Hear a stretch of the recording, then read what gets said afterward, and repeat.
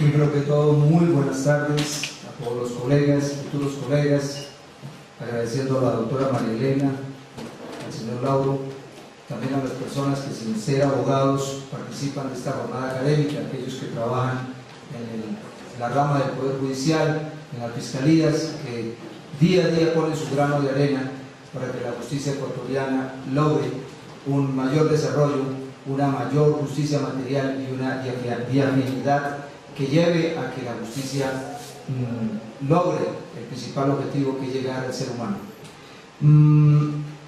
Antes que nada, en honestidad intelectual, tengo que comentarles, no acostumbro a hablar en primera persona, pero voy a hacerlo como vía excepcional. Vuelvo y digo, en honestidad intelectual, para que conozcan un poco del pensamiento, porque los seres humanos somos subjetivos. Al ser subjetivos, estamos cargados de valores, también de antivalores para algunos, y por qué no decirlo, de contradicciones propias de la naturaleza humana. Este servidor tiene la fortuna de, en eso, compartir un poco con el libertador Bolívar, de moverme en estas tres patrias, en Venezuela, Colombia y Ecuador, y especialmente en Ecuador últimamente, donde he podido no solo gozar de la beca para hacer un doctorado, un PhD, que terminamos en la Universidad Andina Simón Bolívar, sino que esa gratitud perenne para con esta nación que me abrió las puertas académicamente hablando. También tengo que decir que este servidor es cristiano, no por eso voy a hablar de religión, pero sí entran algunos valores que ustedes tienen en áreas de esa honestidad intelectual que debe primar en las relaciones académicas, deben conocerlo para saber que lo que no compartan, de dónde viene y cuál es el origen. Y por encima de todo, soy de corte humanista, es decir, de la escuela de Zaffaroni, tomando algunas cosas del working en la interpretación de las lagunas, y por qué no decirlo, algunos elementos epistemológicos de Rothschild. Una vez ubicado esto, y como dicen los constitucionalistas, en aras del libre desarrollo personal, invoco a mi creador para que esta conferencia sea de su agrado y de la formación de todos ustedes. Muchas gracias. Vamos a iniciar entonces con la conferencia Proporcionalidad en delitos de narcotráfico del Código.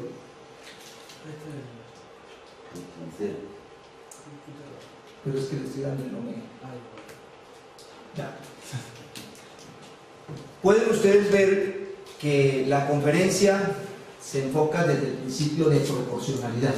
Para eso debemos entender qué es proporcionalidad. Primero, dice Rothschild que toda interpretación, todo ejercicio hermenéutico en el derecho penal tiene dos posibilidades: la subsunción y la condenación.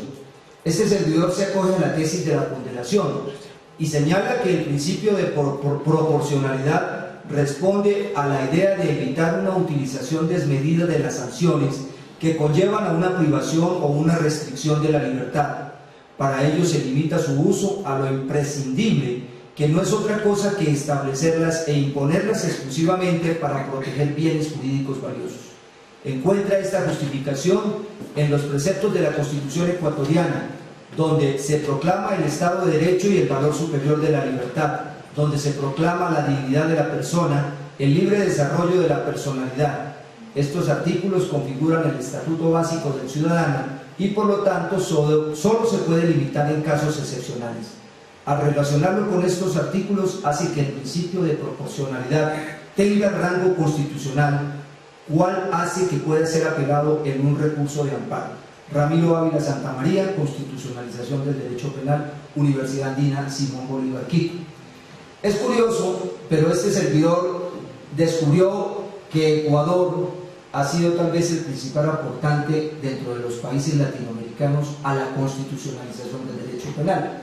Colombia en su momento, a través de una excelente corte constitucional, marcó unas pautas, pero es Ecuador quien, al menos teóricamente, de pronto en la práctica no tanto, la Constitución de Montecristi lleva a que se planteen, por lo menos, vuelvo y digo, teóricamente, unos conceptos, unas bases fundamentales del derecho penal. Y surgen aquí autores, por ejemplo, como Ramiro Ávila Santamaría, que fue compañero mío en la Andina, quien plantea que por encima del COIP, que nos está rigiendo ahora, está la Constitución Nacional y está el bloque de constitucionalidad.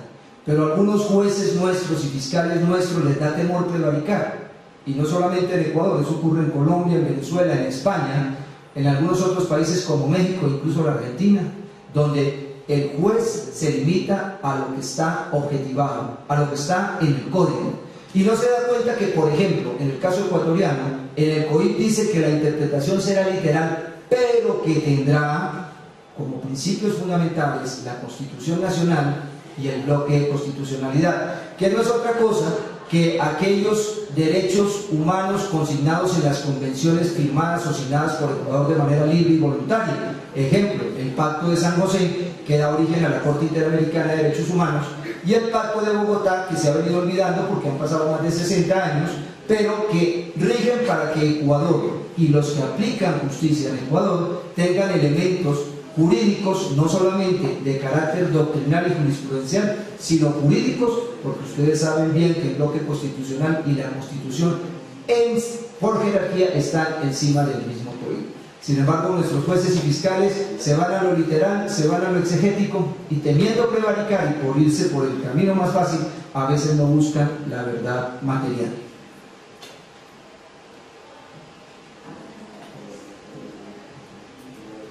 Para ello, vamos entonces a mirar qué es la proporcionalidad penal según Carlos Bernal Pulido, tratadista ampliamente conocido aquí en Ecuador, de la Universidad Externado de Colombia. Dice que el principio de proporcionalidad suele estudiarse desde dos sentidos, el amplio y el estricto, pero este último se encuentra recogido dentro del primero. Por lo tanto, la proporcionalidad en sentido amplio engloba tres exigencias. La primera, la exigencia de la adecuación al fin. Implica que bien el juez o jueza o el legislador tienen que elegir la medida o sanción que sea adecuada para alcanzar el fin que justifica. Y este fin que justifica no es otro que la justicia material. Decía el tratadista Jaime Donati Niño que el papel aguanta todo. Y también decía Takashi Magara, japonés radicado en Colombia, que participó dentro de la conformación de la constituyente del 91 allá, decía algo que suena un poco escandaloso, pero que es verdad: 1 centímetro de amistad vale más que 100 kilómetros de derecho. Con esas dos verdades tenemos que partir de un concepto: la justicia formal, lo han dicho las cortes, la colombiana, la ecuatoriana, la venezolana, debe prevalecer por encima de la justicia, debe estar prevaleciendo la justicia material, es decir, la justicia formal estará sometida a la justicia material, porque la justicia material es la búsqueda de la verdad, y los delitos de tráfico de drogas no son la excepción, como lo vamos a ver a lo largo de la charla. En segundo lugar, la exigencia de necesidad de la pena. Si se impone una pena innecesaria, se comete una injusticia grave, porque para que la pena sea necesaria tienen que darse tres requisitos, los dos últimos dirigidos al legislador y solo en la medida que debe individualizar. Ejemplo, esos tres puntos o esos tres requisitos son la exigencia de menor injerencia posible, es decir, la intervención mínima del Estado. Voy a hacer un paréntesis y me salgo del delito del narcotráfico para hablar, por ejemplo, de los delitos de violencia doméstica o violencia intrafamiliar. No entiende este servidor, como no entiende el doctor Carlos Bernal Pulido, como no entiende Ramiro Ávila Santa María aquí en Ecuador, como no entiende el doctor García Falconi, no entendemos cómo el Estado, cuando ya una pareja, no estoy defendiendo la violencia intrafamiliar, la violencia contra la mujer, no la defiendo, pero cómo cuando no hay lesiones, cuando no hay incapacidad y cuando ya se ha arreglado, por decirlo de alguna manera, vía conciliación o simplemente vía diálogo de las dos personas, el problema y el espíritu de la ley dice que el asambleísta lo que busca es proteger la familia y la unidad familiar, no entiende este servidor y los que acabo de nombrar, cómo el Estado sigue buscando de manera ingerente, es decir, más allá de la misma condición de los dos ciudadanos, en este caso marido y mujer, para perseguir en una acción penal que, si bien es pública, si bien es oficiosa en la mayoría de los países de América Latina y del mundo, por aquello de la protección del derecho a la mujer, también es cierto que debe prevalecer la justicia material como es la unidad familiar. Ese es un ejemplo, pero en el delito del narcotráfico, vamos a verlo más adelante, ocurre otro igual. El segundo requisito, la exigencia de fragmentariedad, es decir, le significa al legislador que no le compete castigar todos los delitos, sino aquellos que vayan contra bienes jurídicos susceptibles de protección penal, y solo se recurre al derecho penal frente a los ataques más graves e intolerables. Vamos a ir aterrizando la conferencia. No, como dice el doctor Efraín Torres de la Universidad de Loja, no estoy diciendo que estemos a favor del narcotráfico. Es más, este servidor jamás ha consumido droga. Soy padre de hijos adolescentes y me preocupa eso, como dice Efraín Torres precitado. Lo que estoy diciendo es que la justicia penal no puede recaer o caer únicamente en el chivo expiatorio, como dice Todd, aquel filósofo y abogado alemán, que señala que la teoría del chivo expiatorio es donde el sistema judicial, partiendo de la policía misma, siempre busca la persona de más bajo nivel para presentar, para mostrar como si la justicia sí funcionara. Lo que estamos diciendo desde este momento y planteando es que la lucha contra el delito del narcotráfico se ha enfocado únicamente en llevar a las cárceles a los ciudadanos de a pie, a los ciudadanos que tienen, como decía Lombroso, el color de la piel un poco más oscuro y miden menos de 1,65 de estatura, es decir, las personas de más bajo nivel social, cultural, académico, económico, es decir, los más vulnerables. El requisito C de la exigencia de subsidiariedad no es otra cosa que el derecho penal solo ha de intervenir de manera residual, es decir, como última ratio. No tiene por qué entenderse, en el caso precitado, que se envía a la cárcel a un ciudadano por haberle dado una bofetada o cachetada a su esposa. No estoy diciendo que esté bien. Escuchen bien, damas. No estoy diciendo que esté bien. Lo que estoy diciendo es que eso destruye la unidad familiar. Y en vez de conseguir el objetivo que buscaba el asambleísta en el espíritu de la ley, que es mantener unida la familia y prevenir la violencia contra la mujer, lo que hace es desintegrar la familia. Y entonces lo que en el espíritu de la ley se quiso proteger, que en este caso es la unidad familiar y la condición de mujer, tanto física, la integridad física y psicológica de la mujer, se convierte en un desacierto y estamos desintegrando familias. Así pasa con el delito del narcotráfico y lo vamos a ver enseguida. La mayor parte de nuestros presos, no sé si tienen conocimiento de que 270 ciudadanos ecuatorianos, manavitas o manabas, que han sido capturados en aguas internacionales, están hoy, escúchenlo bien, en cárceles norteamericanas, mexicanas, guatemaltecas y salvadoreñas. 270 manavitas que, si bien cometieron un delito, son de la parte más vulnerable de todo lo que corresponde a Pedernales, Manta y todos los puertos piratas, por decirlo de alguna manera, de donde salen las lanchas rápidas, como veremos enseguida. Tenemos también que tener en cuenta que la proporcionalidad en sentido estricto exige básicamente al juez un ejercicio de ponderación. Dworkin habla de las lagunas en la interpretación, es decir, cuando hay anomia o cuando hay antinomia.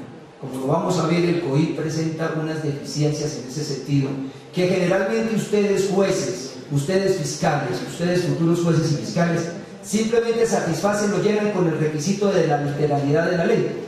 Me disculpan el término un poquitito fuerte, es decir, enviando a la cárcel, es decir, siendo carceleros, sin mirar el contenido subjetivo, es decir, la parte humana de por qué esa persona está allí en calidad de procesado.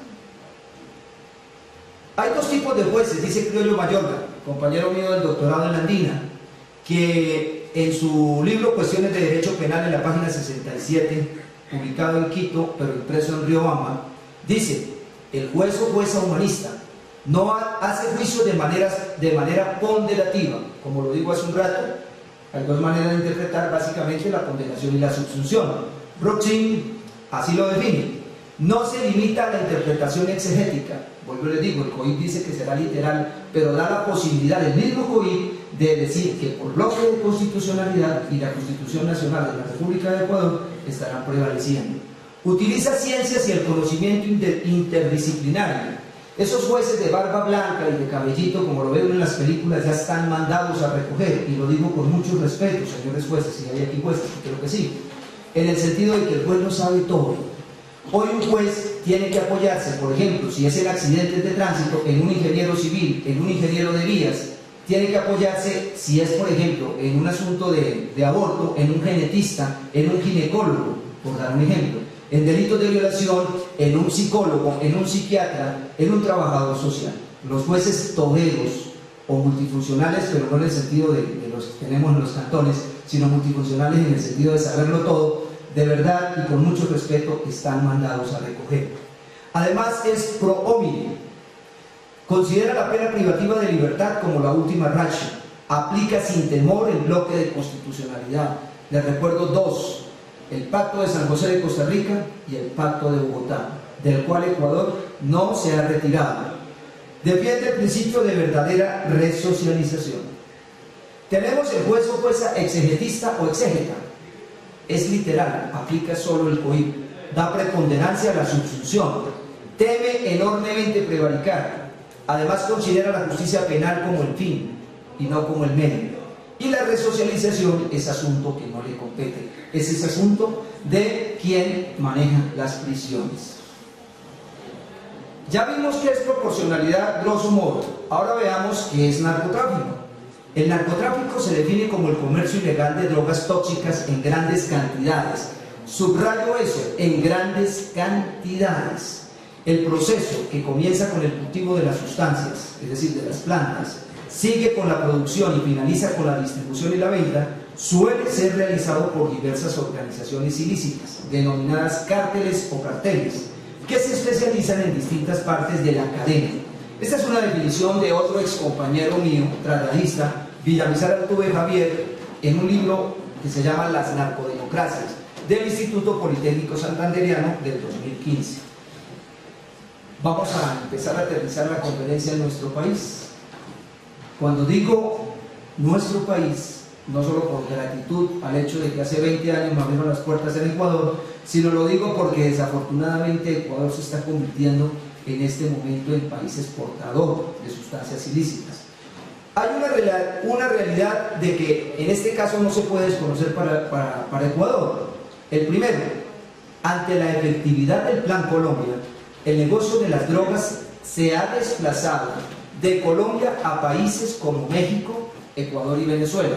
Venezuela con lo del cartel de los soles, no estoy haciendo política, soy ciudadano venezolano, sino diciéndolo en el sentido de lo que maneja la DEA, de la narcodemocracia venezolana, cartel de los soles de Diosdado Cabello, México con los cárteles de Sinaloa y Chihuahua, y Ecuador, que aunque no tiene propiamente cárteles, como lo vamos a ver más adelante, se ha convertido en una ruta absolutamente indispensable para el tráfico de cocaína especialmente.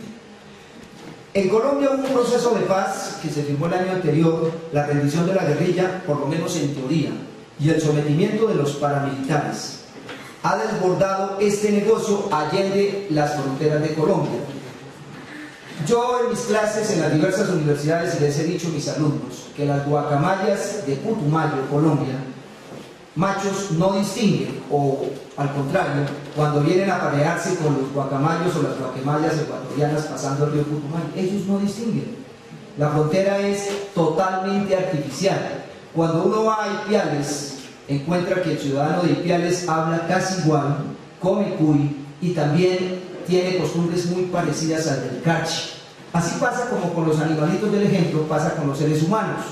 Y como ha habido un desplazamiento por fuerza del Plan Colombia, especialmente apoyado por Estados Unidos, pues los cárteles o carteles han tenido que desplazar. ¿Y a dónde se han desplazado? Para nadie es secreto, y vamos a verlo adelante en una fuente de la Policía Nacional, que se ha desplazado para Sucumbíos, para los parques nacionales y para la frontera entre Ecuador y Perú, que es zona selvática.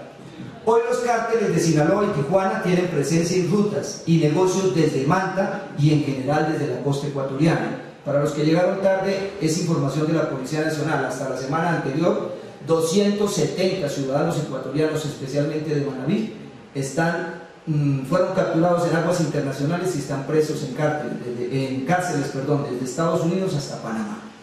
La frontera con Colombia y Perú tiene laboratorios. Idem es que la fuente es de Policía Nacional de Ecuador y del libro de Villamizar. Lucha frontal internacional. Los grupos más grandes dedicados al narcotráfico suelen tener presencia internacional y ostentan un poder similar al de un gobierno. Tan es así que han puesto en jaque al gobierno de México, que es el segundo país más grande y más amplio en población de toda América Latina. Y pusieron en jaque también al gobierno colombiano hace unos 30 años con aquel funesto personaje, pero de todas maneras reconocido a nivel mundial, Pablo Escobar Gaviria. Para nadie es un secreto que provincias como Manabí y Guayas tienen injerencia absoluta de cárteles de la droga, especialmente mexicanos. Sus integrantes cuentan con peligrosos armamentos y sus líderes manejan inmensas sumas de dinero. Este servidor le tocó vivir la violencia tanto en Colombia como en Venezuela, por aquello de la nacionalidad. Y en Ecuador me he encontrado con una situación muy particular, que cuando se ha venido minorando allá, aquí ha venido aumentando. Pero más aún, la primera vez que fui a México, tuve la fortuna de conocer Acapulco. Y digo la fortuna porque es una ciudad hermosa, la gente es muy agradable, los mexicanos son muy buenas personas. Pero es triste como una ciudad turística como Acapulco realmente tiene poco flujo de turistas y está más que militarizado. Allá los patrulleros o las patrullas de la policía son totalmente blindados, con unas capas de acero que no les exagero, unos 20 centímetros, con fusiles de largo alcance. Eso no lo ve uno sino en situaciones de guerra, más o menos como se ve en las películas. Y eso es para señalar que la cocaína y la heroína no han sido legalizadas en parte por la violencia que generan, pero en parte por el factor económico. Un factor económico que prima para los países del norte, en este caso Estados Unidos y los países europeos, por encima de la salud pública. Voy a hacer un paréntesis. La conferencia ya vimos que era proporcionalidad y me baso en Roxy, pero más adelante se darán cuenta que también tomamos a Zaffaroni. Después vimos que es narcotráfico y más o menos como la contextualización de los países que menciono, pero trayéndolo a la realidad ecuatoriana. Ahora vamos a definir qué son drogas, legales versus ilegales. Lo que hace legal o ilegal a una sustancia no es sino la aplicación o el uso y la connotación que le da la política criminal a nivel mundial. Soy de los que sostiene que, aclaro para los que llegaron tarde, nunca he probado la marihuana. Si la hubiera probado lo diría aquí como lo dicen algunos presidentes, diría sí la probé y me salí de eso. No, no la he probado. O sea, puedo hablar con absoluta certeza de que no lo hice, a pesar de que estuve en la universidad como muchos de los guambres que están aquí, por respeto a mi propia integridad.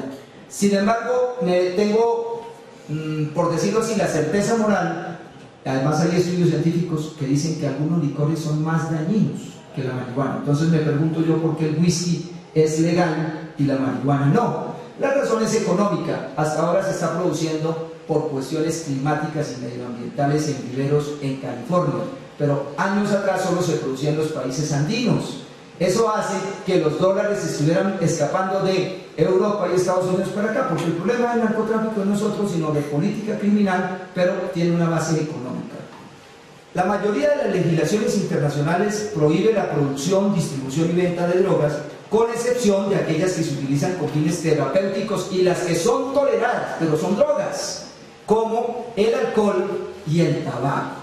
Es decir, señores jueces y fiscales, lo primero que tenemos que hacer en el ejercicio de la proporcionalidad, en el ejercicio de la ponderación, tomando de un working, es saber que el alcohol que consumimos puede ser tan dañino como puede ser la marihuana, que lleva en cantidad de 23 gramos, o sea, un poquito más de la dosis permitida en el COI, y por la Secretaría ahorita, antes por el CONACER, de una sustancia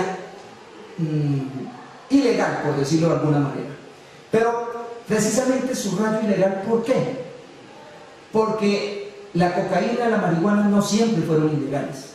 Los países denominados del tercer mundo son los productores de la droga y los máximos consumidores son Estados Unidos y Europa. Les decía las rutas para ir ya aterrizando más adelante en lo del COI. Este es básicamente un esquema tomado de la DEA, en el cual, si ustedes se dan cuenta, las rutas ya no vienen como antes, que venían de la zona del Catatumbo, frontera con Venezuela, ni tampoco de las zonas selváticas de Colombia, que están aquí, sino ahora, es curioso, pero salen generalmente de Perú, de la zona selvática del Perú, se llevan a procesar esmeraldas. Esto no es secreto, la fuente es de la Policía Nacional Ecuatoriana. Los principales laboratorios están en San Lorenzo, están en Esmeraldas, en límites con el departamento de Nariño, en Colombia. Y de ahí se saca ya procesada por vía de lanchas rápidas desde Manta, Guayaquil y Santa Elena, o desde Tumaco, Nariño. En las rutas aéreas, algunos se atreven a llevarlas de nuevo vía regreso a Cali o a Medellín para sacarlas a Europa. Pero hay una nueva ruta que no está especificada en el mapa, que es utilizando la ruta de Natur. Ustedes saben que tanto por vía fluvial como por vía aérea se está exportando. Ecuador es el principal exportador de atún de alta calidad en el mundo y salen toneladas y toneladas que toman el Amazonas para salir a la isla de Marajó, donde desemboca el río Grande en la Amazonía, y de ahí salir a Europa. Pues es muy fácil, yo lo he vivido en experiencia. Cuando he salido por Guayaquil hacia cualquier destino, yo siempre llevo atún ecuatoriano porque es excelente. De las 40 o 48 latas que tiene un cartón o una caja, siempre toman 2 o 3 a la suerte, y uno sabe y está dispuesto a perderlas porque uno no lleva cocaína. Pero ustedes se imaginan si eso es en contenedores donde van miles y millones de latas de atún. Esa es una de las rutas que la Policía Nacional ha venido atacando. ¿Por qué? Porque se han dado cuenta que tanto por vía aérea como por vía fluvial está saliendo desde Manta. Rutas del transporte y del acopio. En rojo ven ustedes las flechas del acopio. ¿De dónde viene la pasta? Viene de Perú, de Bolivia también, y viene de Colombia. Pero los laboratorios, curiosamente, se han desplazado, por lo que expliqué al principio de la conferencia, a la frontera into-ecuatoriana, es decir, dentro del territorio nacional ecuatoriano. Y hoy por hoy, desde Manta y desde las costas ecuatorianas, están exportándose grandes cantidades. Para mí es muy triste tener que decirlo. Vuelvo y digo, 270 manabas o manabitas, y lo digo porque estoy vinculado a esa región, soy profesor invitado a las universidades de allá, han sucumbido al poder del narcotráfico y hoy están purgando penas o incluso están siendo procesados todavía sin ninguna condena en firme en países desde Estados Unidos hasta Panamá. Ahí se le pueden dar cuenta, esta es la fuente de la Policía Nacional, Esmeraldas, exportador de droga, Manabí y Santa Elena. El comercio mundial, desafortunadamente los 4 países, ya habría que incluir a Venezuela también, serían 5, los 5 países de Bolívar estamos marcados por el estigma del narcotráfico.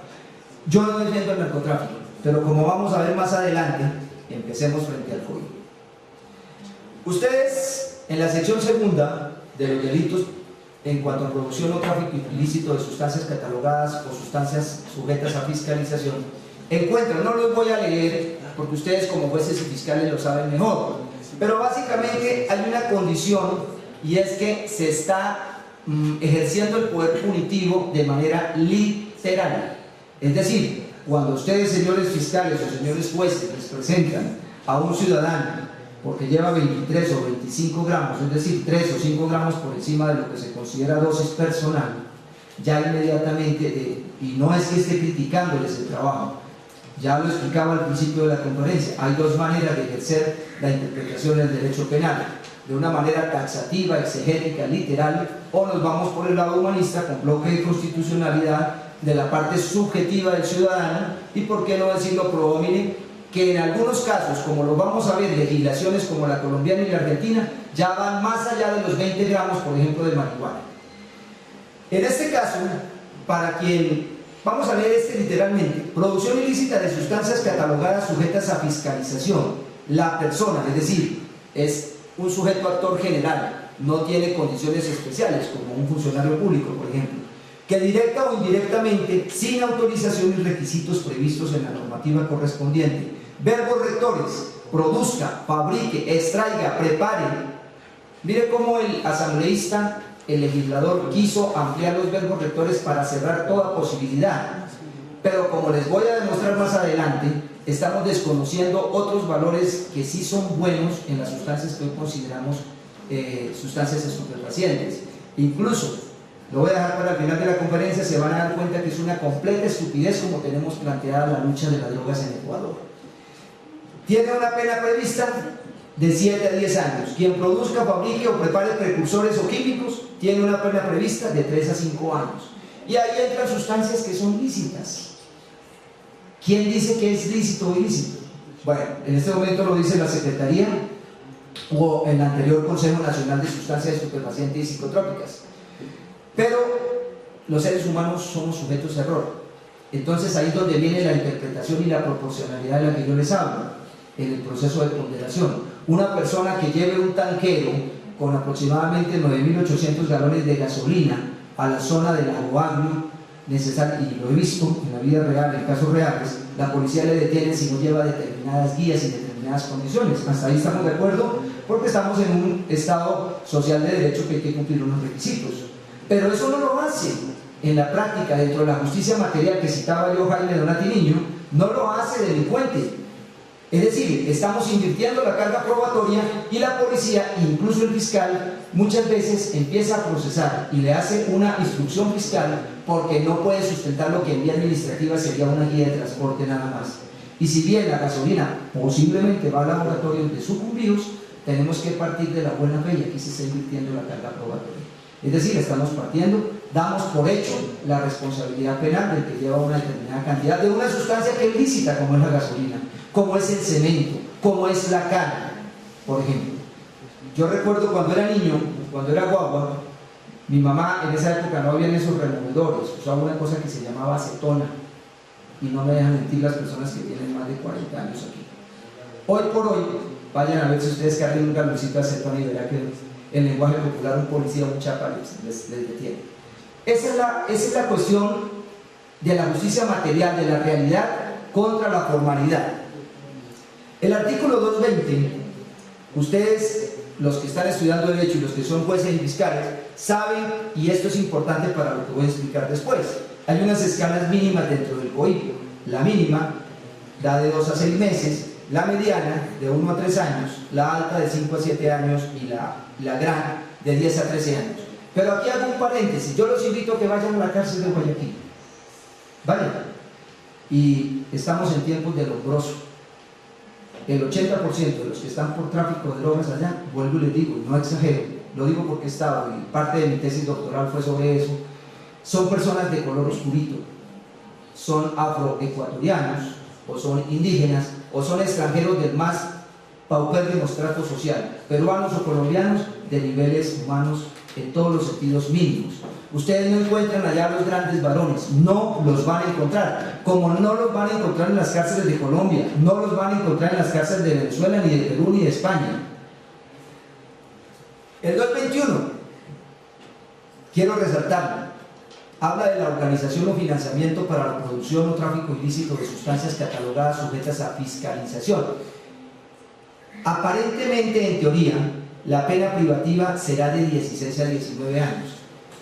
Guardaría una proporción si la otra es mucho más baja, es decir, de acuerdo al perfil, estos serían los que financian, serían los dueños de los cárteles, los financiadores, como se dice en el argot popular, los duros del negocio.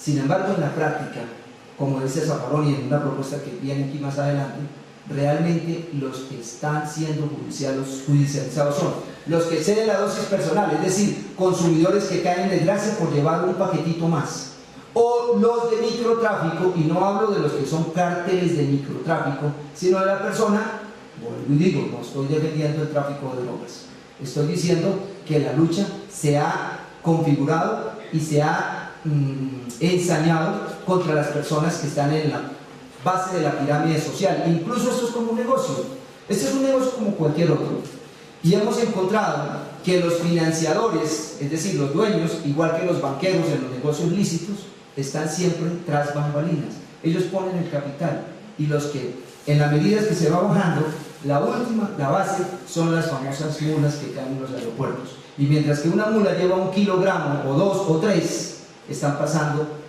media tonelada, 1 tonelada, es decir, ese es el chivo expiatorio del que les hablaba de todo. Siembra o cultivo, yo soy de los que digo que habría que meter a todos los bolivianos, y conste que conozco Bolivia bien también, porque todos cultivan coca y es legal. Entonces esto dentro del COIBE sería absurdo, como lo vamos a ver más adelante. Pero en la lucha que ha emprendido Ecuador, que además es réplica de la que emprendió Colombia, Venezuela, en teoría, Perú y los demás países, obedece a las decisiones, en este caso de Estados Unidos y de Europa. Voy a saltarme porque los del COIB ustedes los conocen bien, y nos vamos a detener un momentito en esto. Dosis de aprovisionamiento. Les decía que si a un fiscal ecuatoriano le llega alguien con 25 gramitos de marihuana, ya no es dosis personal, y única y exclusivamente le aplica la literalidad de la ley, es decir, desconociendo que esos 5 gramos de más, por ejemplo en el caso de la marihuana, para la heroína es 0, según el COI y según la Secretaría. Desconociendo eso, lo envía a una cárcel. Yo he visto muchachos guambras de 18 o 19 años que son víctimas del mercado, es decir, son consumidores. Y porque tienen alumnos míos, alumnos que tengo en la universidad donde estoy dando clases, salen de clase a consumir droga. Yo no estoy defendiendo eso, me duele como padre, me duele como ser humano, pero es el libre desarrollo de la personalidad consagrado en nuestro Estado ecuatoriano. Y en cualquiera de los estados que se dicen democráticos, excepción de Venezuela y Norcorea en este momento. Sin embargo, la Corte Suprema de Justicia, en este caso la colombiana, cambió la jurisprudencia sobre la dosis personal, estableciendo que una persona puede exceder el porte de la cantidad mínima si comprueba que es adicto, es decir, puede llevar hasta el doble de la dosis personal y no es un delincuente. Esto de la dosis de aprovisionamiento, que es la cantidad necesaria propia para un adicto, es absolutamente personal. Por eso la Corte Constitucional Colombiana, en la sentencia C-221 de escúchenlo bien, 94, es decir, hace 23 años, ¿sí? Sí, 23 años, despenalizó el porte para el consumo en proporciones iguales a la dosis personal, declarando inexequible el artículo 51 de la Ley 30 del 86. Sin embargo, pasó desde el 94 hasta el 16, en Colombia, que ha sido abanderado en la lucha de las drogas y también ha sido el principal productor durante muchos años, ahora desplazado por México, pasaron 22 años. Pero peor aún, nuestro querido Ecuador ni siquiera ha avanzado en eso. Miren, yo la semana pasada, es una anécdota real, yo les doy esa clase a mis alumnos y me llega una niña, y no les estoy mintiendo, llegó con cocaína, heroína y marihuana para darme una clase de estupefacientes.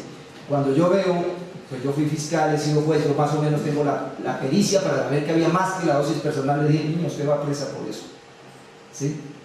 Obviamente había que colocarle la máxima nota, pero de paso le llamé la atención bruscamente porque está arriesgando su libertad.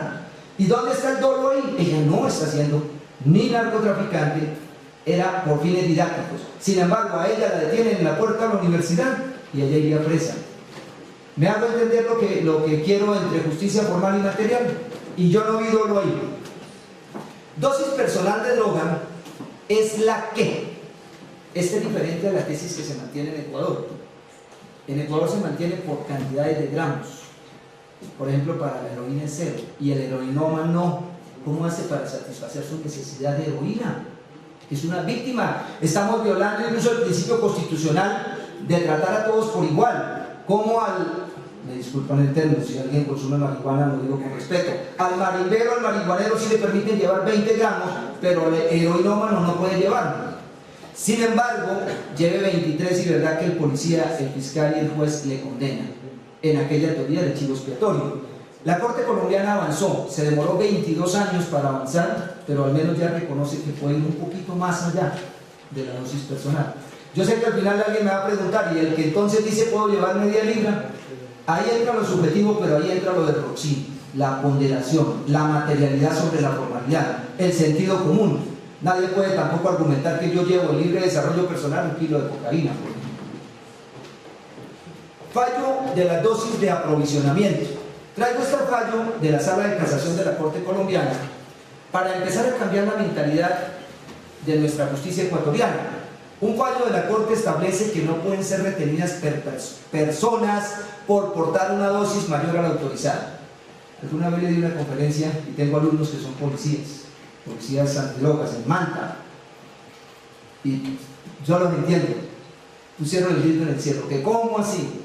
Le dije, no, es que así como ustedes tienen la capacidad de perfilar, tengo un alumno brillante que es el jefe de perfiles en el aeropuerto de Manta, es decir, que por características dice este puede llevar o no llevar. Le digo, hermano, con mucho respeto, así como usted tiene esa capacidad de perfilar, usted también tiene que tener la capacidad interpretativa. Y ahí donde volvemos a citar a Zaffaroni, y volvemos a citar a Jaime Niño, y volvemos a Jaime Donati Niño, volvemos a citar a Criollo Mayorga. Lo que no podemos es estigmatizar, porque estamos llenando las cárceles de ciudadanos inermes, que por un gramo más, un gramo menos en el consumo, o así sean vendedores por cantidades mínimas, están llenando nuestras cárceles. No voy a leer todo esto, realmente es muy largo, pero sí se decide que en esta decisión el máximo, en el punto C, 1, 2, 3, punto B4, se lee que el máximo tribunal de la justicia ordinaria del país, como una jurisprudencia que apoya la idea de que el consumo de drogas eso es lo que quiero resaltar, para la próxima conferencia lo voy a resaltar en amarillo, es un asunto de salubridad pública, no es un asunto de criminalidad. Los criminales no están montándose en las lanchas arriesgando su vida en el Pacífico. Los criminales no son los manavitas.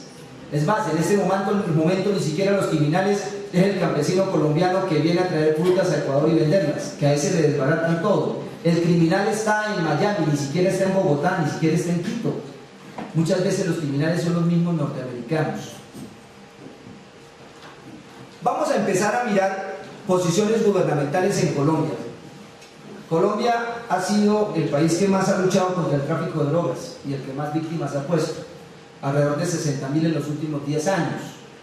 Sin embargo, si ustedes ven allá, esto es tomado de prensa del periódico El Heraldo de la ciudad de Barranquilla, ustedes se darán cuenta, Fiscalía califica de moderno el fallo de la Corte Suprema de Justicia, eso fue del año anterior, sobre la dosis personal. Es decir, estamos en vías de la, si no de la despenalización, sí por lo menos de la despenalización absoluta del consumo, permitiendo portar más allá de la dosis.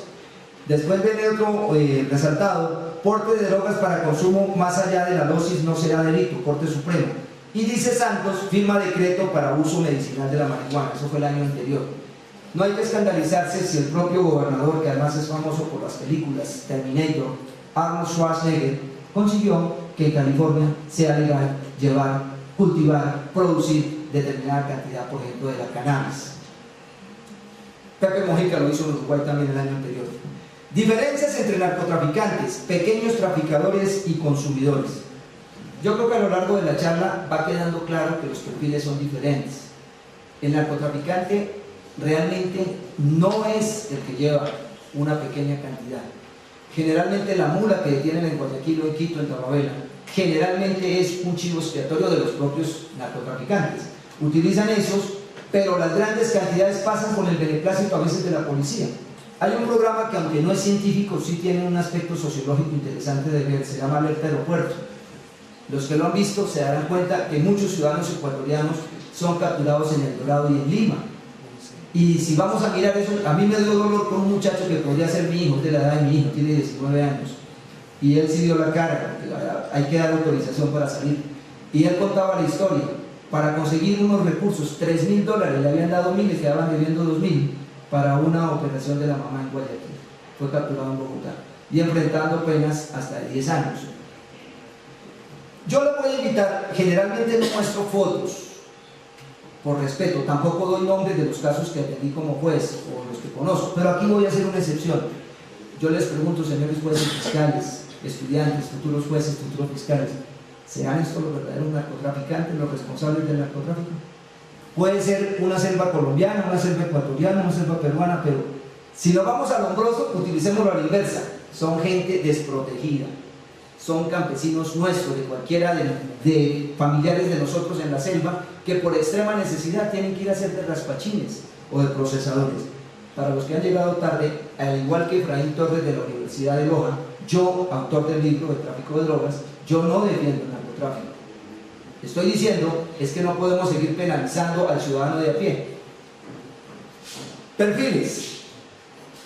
Me gustó mucho, encontré este diagrama porque no es foto, y realmente hay perfiles en el narcotráfico. Esto es un negocio, es como una fábrica.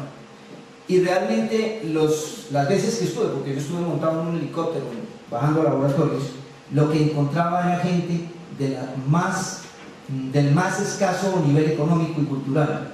Son esclavos realmente, así como hay esclavos en Libia en pleno siglo XXI, ahorita los esclavos africanos que los venden hasta en 200 y 500 dólares, así pasa en los laboratorios.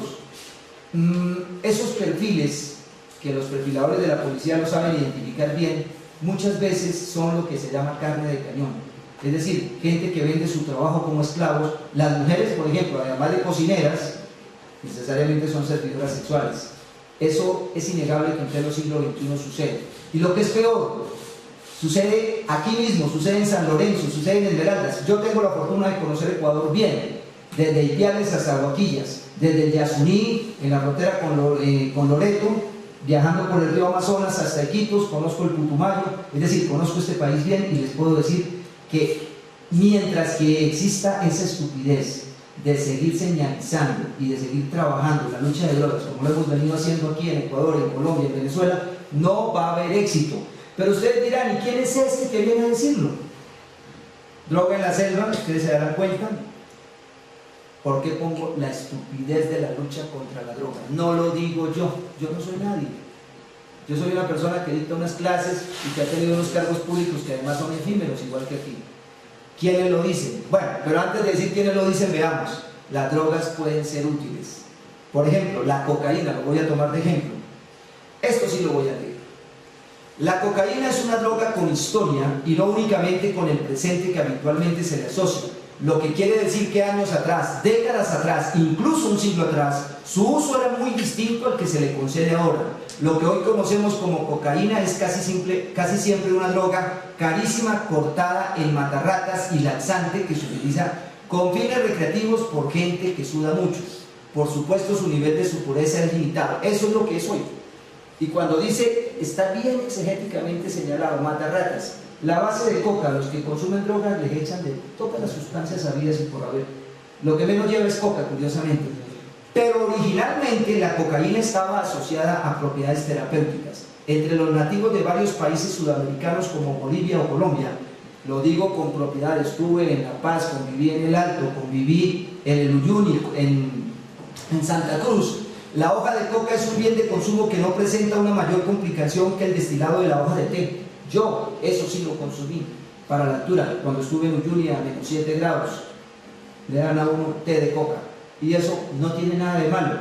No es el alucinógeno que le venden a nuestros jóvenes, no tiene nada que ver. ¿Qué es lo que ha hecho que de la coca, que hubiera podido ser un buen remedio, una sustancia terapéutica, que lo fue hace 100 años, hoy sea considerado un tabú y perseguido? Es simplemente que se descubrió el uso, llamémoslo legal, pero en este caso, como lo dice ahí, alucinógeno de la misma. Pero la razón es económica. Mientras que no se desangraba Estados Unidos y Europa, es decir, los consumidores eran poquitos, realmente no había lucha antidrogas. Pero gente como Pablo Escobar y los bolivianos de hace unos 40 años empezaron a inundar los mercados europeos y norteamericanos y a traerse los dólares. Por eso yo admiro a la ciudad de Medellín, claro, no soy de Medellín, que transformó su sociedad narcotizada. Hoy las 2 veces le han premiado en los últimos 2 años a nivel mundial como una ciudad ejemplo. En seguridad tiene el mejor sistema de transporte de Colombia y uno de los mejores de América Latina. Pero no podemos desconocer que hay dineros invertidos del narcotráfico, pero se deslindaron los medellinenses y, haciendo caso omiso a eso, obviamente dejaron de percibir los dólares que ahora se van a Sinaloa, y a Tijuana y a Chihuahua, pero han crecido en otras cosas, en desarrollo industrial, etcétera, etcétera. Quiero resaltar el hecho de que, si ustedes se dan cuenta, lo dice, de hecho las leyes americanas, es decir, norteamericanas, estadounidenses, empiezan a combatir dentro de la política criminal del Estado norteamericano, porque se están trayendo los dólares, estamos hablando de hace 40 años. Después, cuando se empieza la lucha allá, y se dan cuenta los cárteles que también es productivo venderlos aquí, se los pervierte y el mercado interno empieza a crecer exponencialmente. Hace 30 o 40 años nuestros padres consumían, si acaso, marihuanita, dicen algunos, pero muchas de las anfetaminas y sustancias que hoy consumen nuestros jóvenes, nuestros alumnos, no se conocían. Miren, era tan buena la coca y se vendía que este es un aviso, advertisement, una publicidad del uso de la planta de coca en inglés en un periódico estadounidense de más o menos 100 años en Massachusetts. Ahí hay otro ejemplo, los que saben inglés dicen para la venta, solo para droguistas, o sea, para los que tienen los farmacéuticos. Sin embargo, eran cápsulas que cuidaban todo tipo de dolores, valía 15 centavos, preparado y recién puso la fábrica. Ahora sí, pero ¿quién es este que viene a hablarnos aquí de la despenalización y la proporcionalidad en los delitos de narcotráfico? Es que no lo estoy diciendo yo. Personas como, en paz descanse, Carlos Gaviria Díaz, que fue uno de los magistrados o jueces más brillantes de las Cortes, estuvo también en la Corte Interamericana, fue la presidente de la Corte Constitucional Colombiana, Premio Nobel de la Paz. Políticamente no me identifico con él, pero hay que reconocerlo. Figura mundial, Juan Manuel Santos está abogando por la despenalización. Pero además, Zaffaroni, Mujica de Uruguay, Gabriel García Márquez y Obama, el dueño del imperio en términos de los venezolanos como Maduro, el dueño del imperio abogando por la despenalización de la droga. Quiere decir que algo está mal en la lucha contra el narcotráfico como está planteada en el COI y como está planteado por la política criminal de Ecuador. ¿Cuáles son las propuestas de estos personajes? No de este servidor. Ustedes dirán Zaffaroni, ya vamos a ver que sí. Despenalizar el comercio de drogas, en este caso en Ecuador, porque mientras que aquí se persiguen, me fui de para atrás, casi me desmayo, cuando encarcelan a un ciudadano español hace 10 días en Manabí, en Puerto Viejo, por tener 2 plantitas. No defiendo el narcotráfico, no consumo droga, pero por llevar 2 plantitas en su casa hidropónicas de marihuana, va preso. Mientras que en Bolivia se sigue cultivando de manera legal y lícita. Hay una completa desproporción en la lucha, e incluso es ilógico, y por eso hablaba de la estupidez en la lucha como está planteada contra el tráfico de drogas. Los recursos que hoy se destinan a la guerra en estos países se debieran destinar a programas sociales como se hace con el alcohol y el tabaco. No entré en detalles porque la conferencia tiene un tiempo, pero en el curso que yo doy está demostrado médicamente por eminencias médicas, por personas que saben de eso, que es más dañino, por ejemplo, para el hígado, el consumo habitual del alcohol que una dosis de cannabis. Entonces, así como ustedes les ponen en la cajetilla de tabacos, de cigarretes, cigarrillos, y les ponen fotos bruscas, incluso poco fuertes, para que no consuman, eso mismo debiera hacerse con la droga.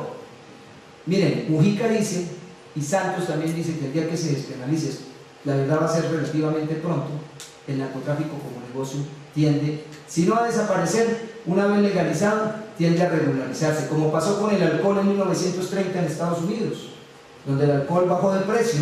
Así va a pasar y el negocio deja de ser perseguido con política criminal, y esos recursos que hoy el Estado ecuatoriano invierte, lo va a invertir más bien en educación y en salud para evitar que nuestros jóvenes consuman.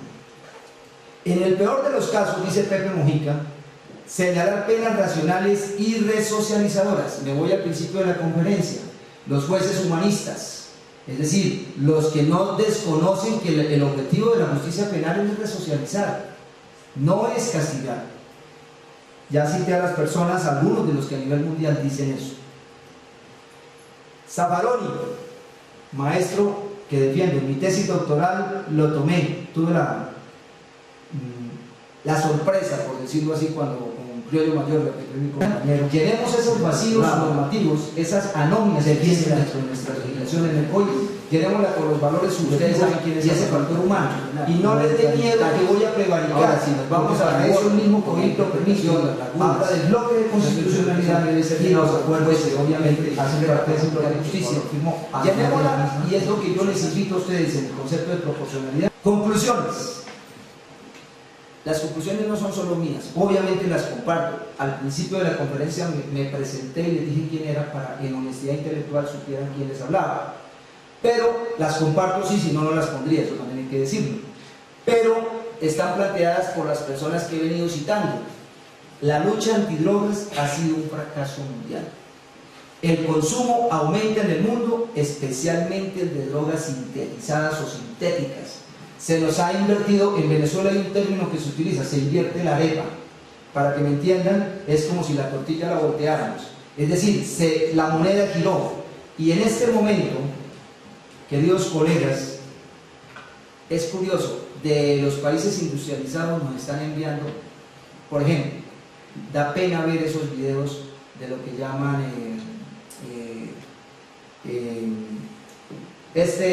polvo del ángel es uno, la droga zombie es otro, todas las anfetaminas, todas son sintéticas y se está invirtiendo. Ahora nuestros dólares, nuestros soles, nuestros pesos y nuestros bolívares se están yendo para los laboratorios de allá, y esa no es tan combatida por los países del norte.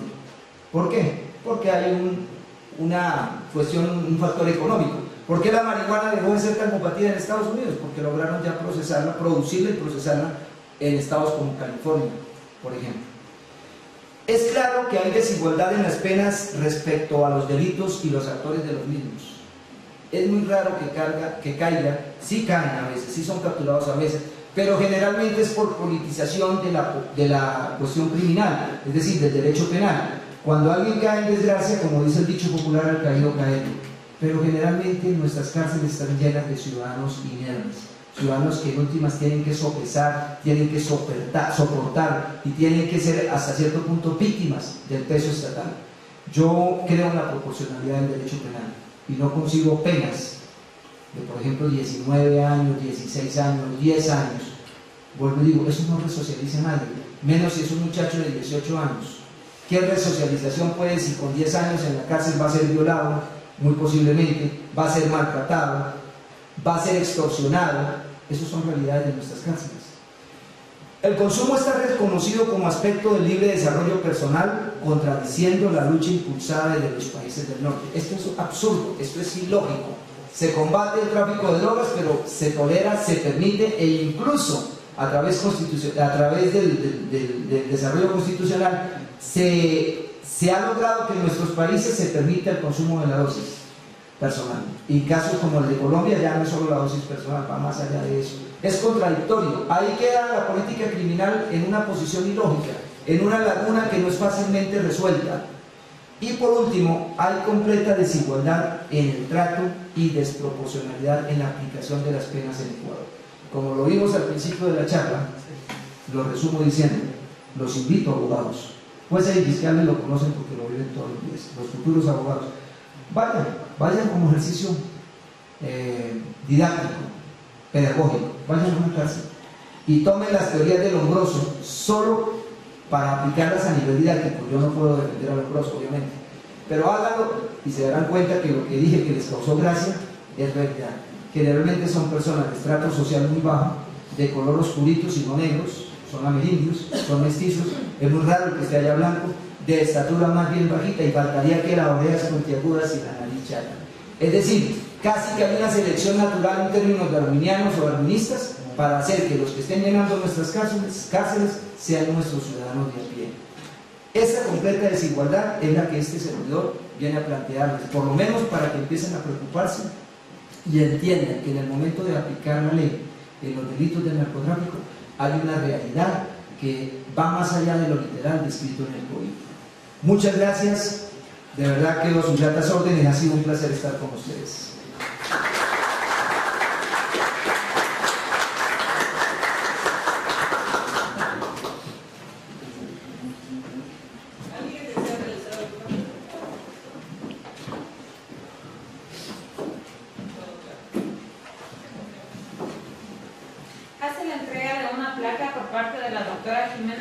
En representación de la Asociación de Mujeres Abogadas de Chimborazo.